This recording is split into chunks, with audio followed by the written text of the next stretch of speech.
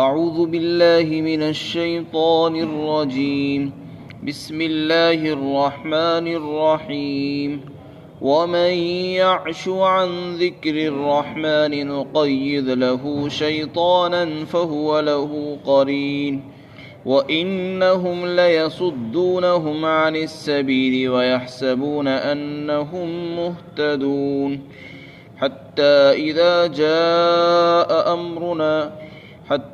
إذا جاءنا قال يا ليت بيني وبينك بعد المشرقين فبئس القرين ولن ينفعكم اليوم إذ ظلمتم أنكم في العذاب مشتركون أفأنت تسمع الصم أو تهدي العمي ومن كان في ضلال مبين فإما نذهبن بك فإنا منهم منتقمون أو نرينك الذي وعدناهم فإنا عليهم مقتدرون فاستمسك بالذي أوحي إليك إنك على صراط مستقيم وَإِنَّهُ لَذِكْرٌ لَكَ وَلِقَوْمِكَ وَسَوْفَ تُسْأَلُونَ وَاسْأَلْ مَنْ أَرْسَلْنَا مِنْ قَبْلِكَ مِنْ رُسُلِنَا أَجَعَلْنَا مِنْ دُونِ الرَّحْمَنِ آلِهَةً يُعْبَدُونَ۔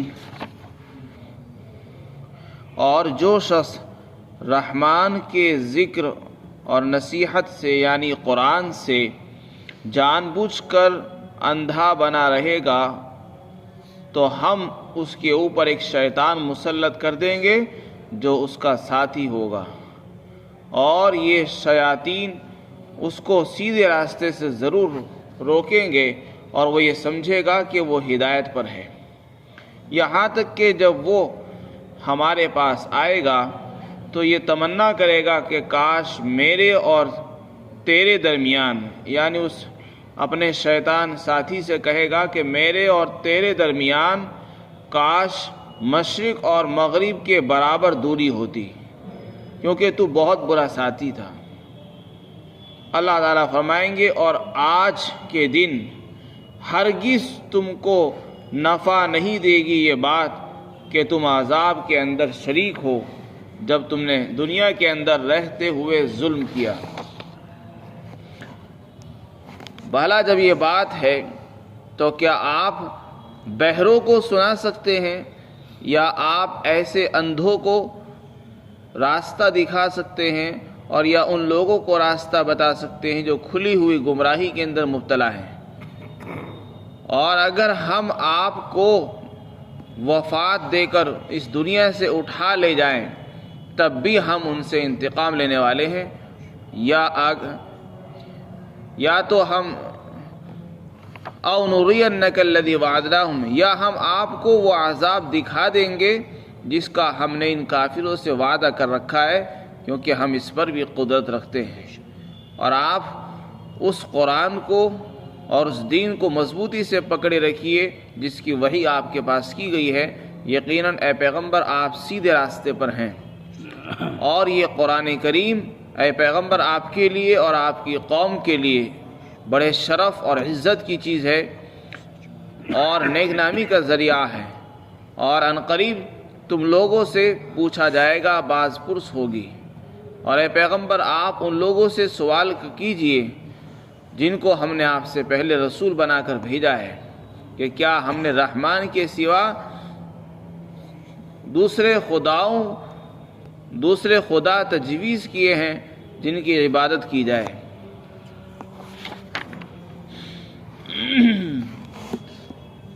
آیت کریمہ کے اندر اللہ تعالیٰ نے رحمان کی نصیحت یعنی قرآن سے اعراض کرنے کا انجام بیان فرمایا ہے۔ اس امت پر اللہ تعالیٰ نے بہت بڑا انعام یہ فرمایا ہے کہ اللہ تعالیٰ نے اپنا کلام پاک ہمیں بھیجا ہے اور ہمارے پاس نازل فرمایا ہے، اور ہمیں ہمارے نبی حضرت محمد صلی اللہ علیہ وسلم کے واسطے سے وہ قرآن ملا ہے۔ یہ قرآن ہمارے لیے ایک بہت بڑی نعمت ہے اور ہمیں سیدھا راستہ بتانے والا ہے، ہمارے لیے دلیل اور رہبر بھی ہے اور ہماری سفارش کرنے والا بھی ہے، نجات کا ذریعہ بھی ہے، اور یہ قدم قدم پر ہماری رہنمائی کرنے والا ہے۔ تو یہ بہت بڑی نعمت ہے. ہمیں دنیاوی بیماریوں سے، ظاہری امراض سے بھی شفا کا ذریعہ ہے اور باطنی بیماریوں سے بھی شفا کا ذریعہ ہے. تو یہ قرآن بہت اونچی دولت ہے. اللہ تعالیٰ فرماتے ہیں اتنی بڑی نعمت اس امت کے اندر موجود ہو اور یہاں کے لوگ اس سے منہ پھیر لیں اور جان بوجھ کر اندھے بنے رہیں اس کی طرف سے، اور اس کی نصیحت پر کان نہ دھریں، اس کی نصیحت پر عمل نہ کریں، تو یہ غفلت اور اعراض اور لاپرواہی یہ اتنا بڑا گناہ ہے کہ اس کے نتیجے میں اللہ تعالیٰ شیطان کو مسلط فرما دیتے ہیں. چنانچہ اس کا اعلان اللہ تعالیٰ نے اس آیت کریمہ میں فرمایا کہ جو آدمی اتنی بڑی نصیحت کو نصیحت نہیں سمجھے گا اور اس سے منہ پھیر کر زندگی گزارنا چاہے گا تو ہم اس کو یہ سزا دیں گے جو اس کو سزا دنیا ہی میں مل جائے گی. آخرت کی سزا تو بہت بڑی ہے، دنیا کی سزا یہ ہوگی کہ ہم اس پر شیطان مسلط کر دیں گے. ایک شیطان تو وہ ہوتا ہے جو ہر انسان کے ساتھ رہتا ہے، چاہے وہ مسلمان ہو کافر ہو، وہ اس کے ساتھ ہر وقت رہتا ہے. اس شیطان کے علاوہ ایک دوسرا شیطان مسلط کریں گے. یہ شیطان کا مسلط کرنا یہ سزا ہوگی اس بات کی کہ تم نے اللہ کے کلام کو دھیان سے نہیں سنا، نہ پڑھا ہے، نہ اس پر عمل کیا ہے، اور اس نصیحت سے تم نے منہ پھیر لیا اور اعراض کر لیا. اس لیے اللہ کے کلام سے اعراض کرنا یہ بہت بڑے سزا کا ذریعہ بن سکتا ہے. آدمی کو چاہیے کہ قرآن سے اعراض نہ کرے، اللہ کے کلام کی نصیحتوں کو غور سے سنے، اللہ کے کلام کو غور سے سنے، اس کی باتوں پر دھیان لگائے اور توجہ دے. اور اگر کوئی آدمی اللہ کے کلام کی اللہ کی باتوں کو دھیان سے توجہ سے نہیں سنے گا تو اس کا انجام یہ ہوگا کہ شیطان مسلط ہو جائے گا. پھر وہ شیطان کیا کرے گا؟ فرمایا وہ شیطان ہر وقت اس کے ساتھ رہے گا، ہر وقت ساتھ رہے گا. یہاں تک کہ بعض مفسرین نے فرمایا کہ ایک شیطان تو وہ ہے جو انسان کے ساتھ پہلے سے رہتا ہے، وہ تو کبھی کبھی بعض اوقات انسان سے الگ ہو جاتا ہے، جدا بھی ہو جاتا ہے، لیکن یہ شیطان کبھی جدا نہیں ہوگا، یہ ہمیشہ اس کے ساتھ ہی رہے گا. پھر یہ کیا کام کرے گا؟ اگلی آیت میں فرمایا کہ یہ شیطان، یہ اور اس کے چیلے، یہ سب اس کو سیدھے راستے سے روکیں گے اور روکنے کے لیے بھرپور توانائی صرف کریں گے کہ اس کو سیدھے راستے سے ہٹایا جائے، اور برائیوں پر اس کو آمادہ کریں گے، چلائیں گے، نیکیوں سے اس کو ہٹائیں گے، برائیوں پر چلائیں گے. ہر وقت اسی کام میں وہ رہے گا. اب آپ خود اندازہ لگا سکتے ہیں کہ جس کا ساتھی شیطان بن جائے، جو اس کو مستقل محنت کے ساتھ نیکیوں سے روک رہا ہو، برائیوں پر آمادہ کر رہا ہو، بھلا اس کے ہدایت کی اور سیدھے راستے پر آنے کی توقع اور امید کیا کی جا سکتی ہے؟ اس کی امید نہیں کی جا سکتی کہ وہ سیدھے راستے پر بھی آئے گا. اس لیے فرمایا کہ یہ شیطان ان کو سیدھے راستے سے روکے گا اور برائیوں پر آمادہ کرے گا. اور عجیب بات یہ ہوگی کہ یہ شیطان ان کو برائیوں پر چلائے گا، بہت سے گناہ کروائے گا، لیکن یہ سمجھتا رہے گا کہ میں صحیح کام کر رہا ہوں، میں جو کچھ کر رہا ہوں بہت اچھا کام کر رہا ہوں. لوگوں کو مروائے گا، قتل کروائے گا، ناجائز ظلم کروائے گا، حق تلفی کروائے گا. اور شیطان کی یہ خصوصیت ہے کہ وہ گناہ بھی کرواتا ہے، لیکن گناہ کو گناہ نہیں بتاتا، بلکہ یہ کہتا ہے کہ تم بہت بڑے نیکی کا کام کر رہے ہو، بہت اجر و ثواب والا عمل کر رہے ہو. تو یہ خصوصیت اس کی ہوگی. اور انسان جس کے ساتھ یہ شیطان لگ جائے گا وہ یہ گمان کرے گا کہ میں بہت اچھے راستے پر ہوں، سیدھے راستے پر چل رہا ہوں. یہ تو دنیا کا حال ہوگا کہ شیطان دنیا میں اس کو بہکاتا رہے گا مرتے دم تک، یہاں تک کہ جب مرنے کے بعد قبروں سے اٹھے گا تو وہ شیطان پھر اس کے ساتھ ہوگا، یہاں تک کہ دونوں جہنم میں شریک ہوں گے، عذاب کے اندر دونوں مبتلا ہوں گے اور ایک ساتھ رہیں گے.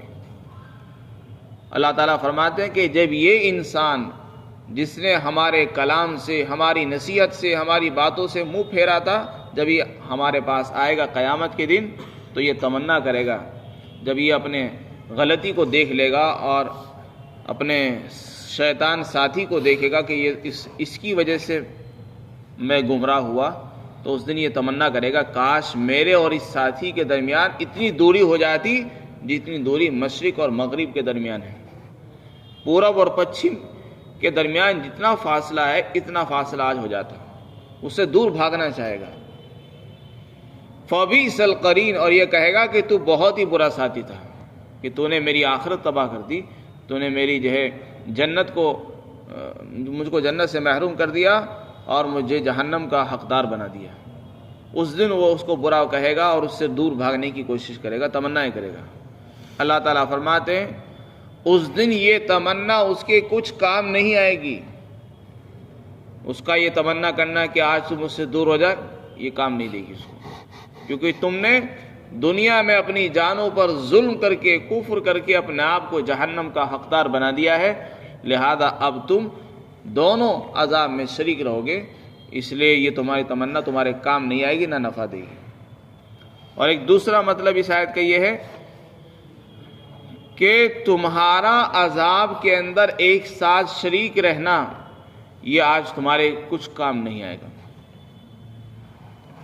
دنیا کے اندر جب ایک آدمی مصیبت میں مبتلا ہوتا ہے اور اس کے ساتھ دوسرا بھی اسی مصیبت میں گرفتار ہو جائے تو وہ مصیبت ہلکی معلوم ہوتی ہے.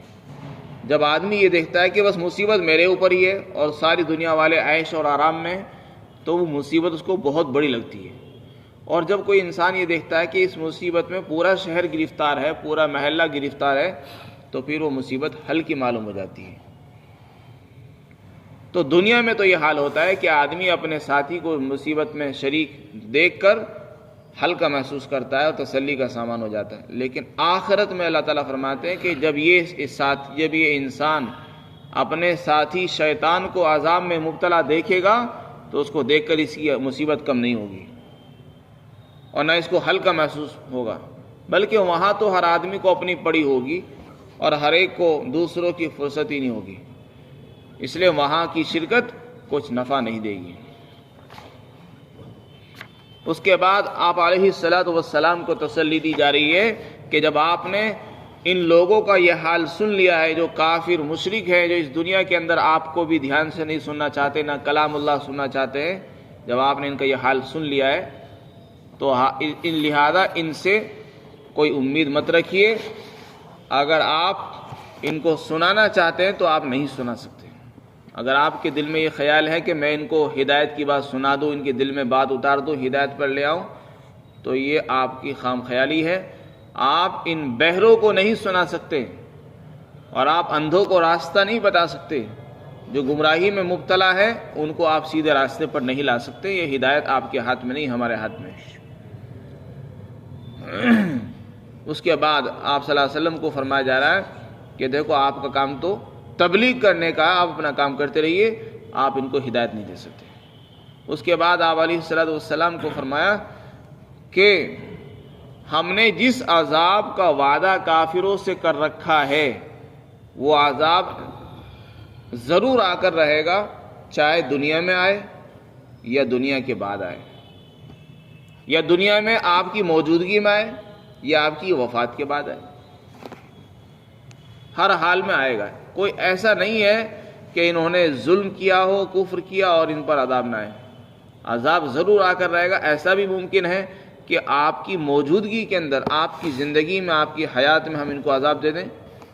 ہم اس پر بھی قدرت رکھتے ہیں، جیسے کہ غزوہ بدر میں، بدر کے میدان میں بہت سے کافروں کو سزا دی گئی. اور ایسا بھی ممکن ہے کہ ہم پہلے آپ کو دنیا سے اٹھا لیں اور وفات دے دیں، اس کے بعد ہم ان سے نمٹ لیں. تو ہمیں پوری قدرت حاصل ہے، ہم کسی طرح بھی ان سے انتقام لے سکتے ہیں. اور آپ یہ نہ سمجھیں کہ ان کا کچھ نہیں ہو رہا ہے. اس میں آپ کو تسلی دی جا رہی ہے کہ آپ اپنے کام میں لگے رہیے. انتقام لینا، عذاب دینا، سزا دینا یہ ہمارے اوپر لازم ہے، ہم کبھی بھی دے سکتے ہیں. لہذا آپ کا کام ہے کہ جو وحی ہم نے آپ کے پاس بھیجی ہے، جو قرآن، اس کو لازم پکڑیے، اس پر عمل کیجیے. اور آپ اپنے بارے میں یہ دھیان رکھیے کہ آپ سیدھے راستے پر چل رہے ہیں. کوئی آپ کو غلط بتلائے، جادوگر بتلائے، جھوٹا بتائے، کاہن بتائے، کسی کے بتانے سے کچھ نہیں ہونے والا. اس میں نبی کو خطاب ہے، سنانا مسلمانوں کو ہے. مسلمانوں کو اگر کوئی آدمی یہ کہے کہ مسلمان غلط ہے، دہشت گرد ہے، ظالم ہے، یہ فاسق ہے، کسی کے کہنے سے کوئی آدمی ظالم دہشت گرد نہیں بنتا ہے. بلکہ اللہ تعالیٰ فرماتے ہیں کہ اے نبی آپ سیدھے راستے پر چل رہے ہو، یہ بہت بڑی دلیل اور شہادت ہے تمہارے لیے کہ اللہ کہہ رہا ہے کہ تم صحیح راستے پر ہو۔ ساری دنیا ہمیں کہے کہ تم غلط راستے پر ہو، ان کے کہنے سے کچھ ہونے والا نہیں ہے۔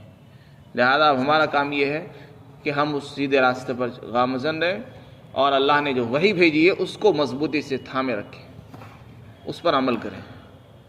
اس کے بعد آپ علیہ الصلوۃ والسلام کو خطاب کر کے فرمایا کہ دیکھو یہ قرآن جو ہم نے بھیجا ہے یہ صرف نصیحت ہی نہیں ہے، یہ سرمایہ افتخار بھی ہے، یہ ہمارے لیے نیک نامی کا ذریعہ ہے، یہ ہمارے لیے عزت اور شرف کی چیز ہے۔ مسلمانوں کو تو خوش ہو جانا چاہیے، فخر کرنا چاہیے کہ اللہ نے ایک ایسی کتاب دی جو آج تک کسی کو نہیں دی، ایک ایسا کلام دیا جس کا مقابلہ آج تک کوئی نہیں کر سکا۔ ہمارے لیے اس سے بڑے فخر کی اور چیز اور کیا ہو سکتی ہے؟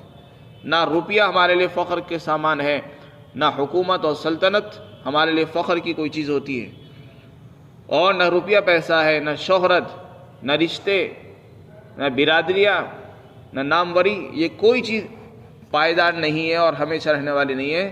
اگر کوئی ہمیشہ رہے گی تو وہ یہ قرآن ہے۔ یہ قرآن اللہ کی ذات سے نکلا ہوا کلام ہے، یہ ہمیشہ رہنے والا ہے۔ اس کی موجودگی ہمارے لیے بڑے فخر کی چیز ہے، تو ہمیں یہ قرآن ملا ہے، ہمیں فخر کرنا چاہیے۔ فرمایا اللہ تعالیٰ نے اس پر عمل کرو، یہ تمہارے لیے نیک نامی کا ذریعہ ہے، تمہارے لیے شرف اور عزت کی چیز ہے۔ لہذا اگر اس کو اختیار کرو گے، اس کے اختیار کرنے کی وجہ سے جہاں تم کو نصیحت ہوگی ملے گی، اسی کے ساتھ ساتھ تمہیں شہرت بھی ملے گی، ناموری ہوگی، نیک نامی ہوگی تمہاری۔ چنانچہ جن لوگوں نے اس کو قرآن کو سینے سے لگایا، اس قرآن کی خدمت کی ہے اور کر رہے ہیں، آج دنیا ان کا نام لیتی ہے اور جانتی ہے ان کو، اور جنہوں نے قرآن سے رخ پھیرا ہے، منہ موڑا ہے، اللہ نے ان کو مٹا دیا ہے، ان کا نام لینے والا کوئی نہیں ہے۔ اور جو قرآن کی خدمت کر رہے ہیں، دنیا ان کا نام لیتی ہے اور جانتی ہے۔ تو قرآن کی خدمت کرنا، قرآن کے خدمت میں لگنا، اس کے حقوق کو ادا کرنا اور اس کو سینے سے لگانا، یہ انسان کی شہرت کا بھی سبب اور ذریعہ ہے۔ لیکن مقصد انسان کا شہرت نہیں ہونا چاہیے، مقصد تو دین کی خدمت ہو اور اشاعت ہو، اور اگر اللہ تعالیٰ خود بخود شہرت دے دے تو یہ دین کے اندر ایک محبوب اور پسندیدہ اور ممدوح چیز ہے۔ فرمایا وَإِنَّهُ لَذِكْرٌ لَكَ، اور یہ قرآن اے پیغمبر آپ کے لیے بھی اور آپ کی قوم کے لیے بھی شرف اور عزت کی چیز ہے۔ وَسَوْفَ تُسْأَلُونَ، اور ان قریب تم سے پوچھا جائے گا۔ نبی علیہ السلام سے تو صرف تبلیغ کا سوال ہوگا کہ ہم نے آپ کو پیغام رسانی کے لیے رکھا تھا، آپ نے پیغام ادا کیا، آپ سے تو یہ سوال ہوگا۔ ہم لوگوں سے سوال ہوگا عمل کرنے کا کہ نبی نے جو پیغام پہنچایا تم نے کیا عمل کیا، تو امت سے سوال ہوگا عمل کرنے کا۔ لہذا اس میں نبی علیہ السلام کو تسلی بھی دی جا رہی ہے کہ آپ کی ذمہ داری نہیں ہے کسی عمل کے بارے میں، آپ سے کسی کے عمل کے بارے میں پوچھ نہیں ہوگی کہ کسی نے عمل کیا کسی نے عمل نہیں کیا، آپ سے صرف تبلیغ کی ذمہ داری پوچھی جائے گی۔ اس کے بعد آپ علیہ السلام کو خطاب کر کے فرمایا جا رہا ہے کہ ہم نے جو دین بھیجا ہے، اس دین کے اندر جو اہم ترین عقیدہ ہے وہ عقیدہ توحید ہے، اور وہی ان کافروں اور مشرکوں کو بہت بھاری لگتا ہے، وہ ان کے گلے سے نیچے نہیں اترتا، اس لیے یہ شرک کے اندر مبتلا ہے اور توحید کو اختیار کرنے کے لیے تیار نہیں۔ آپ علیہ السلام سے فرمایا جا رہا ہے کہ اگر ان کی یہ بات سمجھ میں نہیں آ رہی ہے تو آپ جو ہے اپنے سے پہلے پیغمبر اور رسولوں سے پوچھئے کہ یہ بتاؤ کہ اللہ تعالیٰ نے کیا تم کو عقیدہ توحید کی دعوت دینے کے لیے بھیجا تھا یا نہیں بھیجا تھا۔ اگر وہ کہیں تو یہ اس بات کی دلیل ہے کہ عقیدہ توحید کوئی نیا دین نہیں ہے، نیا عقیدہ نہیں ہے، بلکہ یہ تو قدیم عقیدہ ہے جس پر تمام ملتیں، تمام امتیں، تمام انبیاء متفق ہیں اور سب کا اس پر اجماع ہے، سب نے اسی کی دعوت دی ہے۔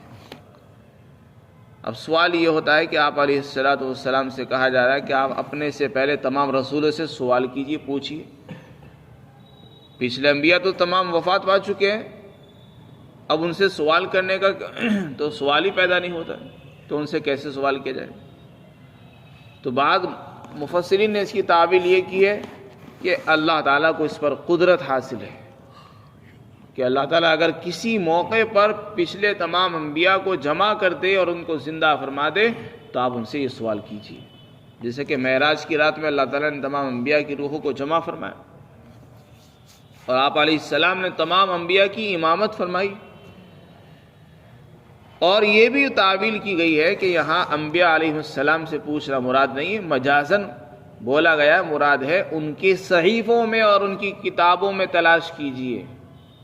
پچھلے انبیاء سے پوچھنے کا مطلب ہے اللہ تعالیٰ نے ان پر جو کتابیں اتاری ہیں ان میں تحقیق کرائیے۔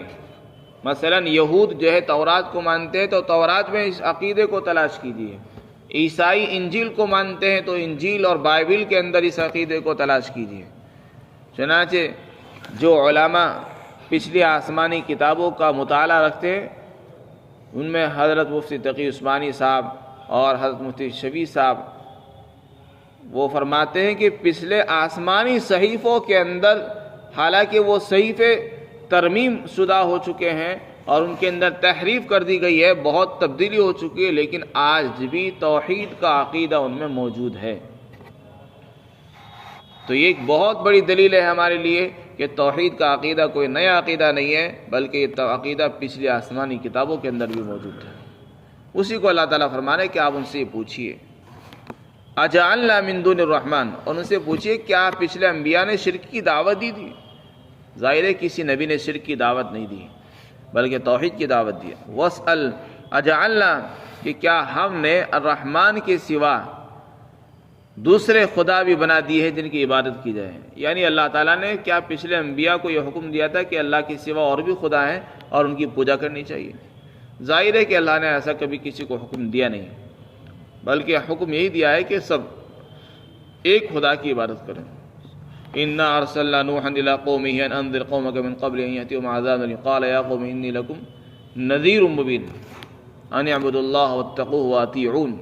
مختلف آیات میں اس کا بیان ہے، توحید عقیدہ توحید کا بیان، جس سے معلوم ہوتا ہے کہ تمام انبیاء نے ایک ہی دین کی دعوت دی ہے اور ایک ہی عقیدے کی دعوت دی ہے۔ اللہ تعالی ہم سب کو عمل کی توفیق نصیب فرمائے۔